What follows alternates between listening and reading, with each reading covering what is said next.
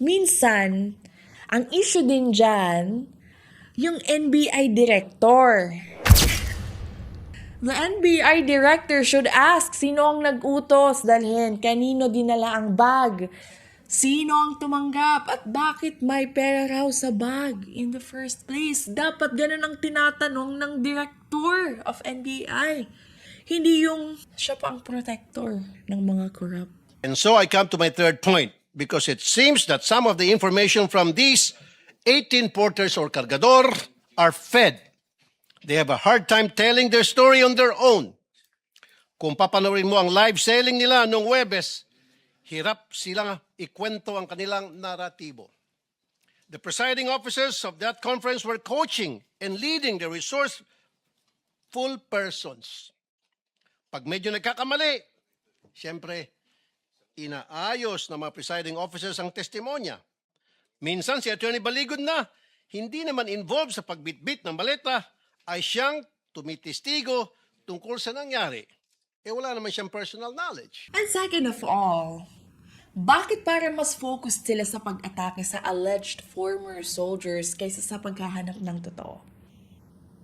Again, hindi ko sinasabing automatic credible ang 18. Diba? Hindi ko sinasabing heroes agad sila. The hearing is still ongoing, okay? Hindi ko naman sinasabing paniwalaan natin lahat ng walang verification. Hindi ko sinasabing malinis sila. No, not at all. Dapat silang tanungin. Everyone should be cross-examined, find the evidence, check kung sino ba talaga ang 18 Marines. Some of them may not be Marines, soldiers, whatever. Dapat i-check, di ba? Kung sino ang dismissed, sino yung dating bodyguard. Alam ko, may drivers di ba? Pero hindi ibig sabihin na dahil questionable ang messenger, false na agad ang message. Doesn't work like that. Sa corruption cases, sino ba usually ang nakakakita ng kalakaran? Hindi naman usually ang perfect person. Minsan, si driver. Minsan, bodyguard, di ba? Minsan, messenger. Minsan, cargador nga.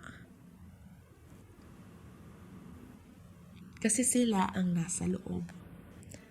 Sila ang nagbubukas ng pinto.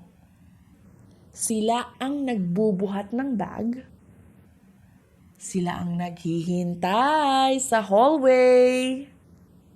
Sila ang nakakakita kung kanino dinadala at sila ang nakakarinig ng utos. Kaya, yes, question them. Pero, huwag silang bastusin agad. Don't discredit them.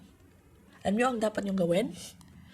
Kunin ang ebidensya, i-verify ang kwento, at sundan ang pera. Because the issue is not just who carried the bag.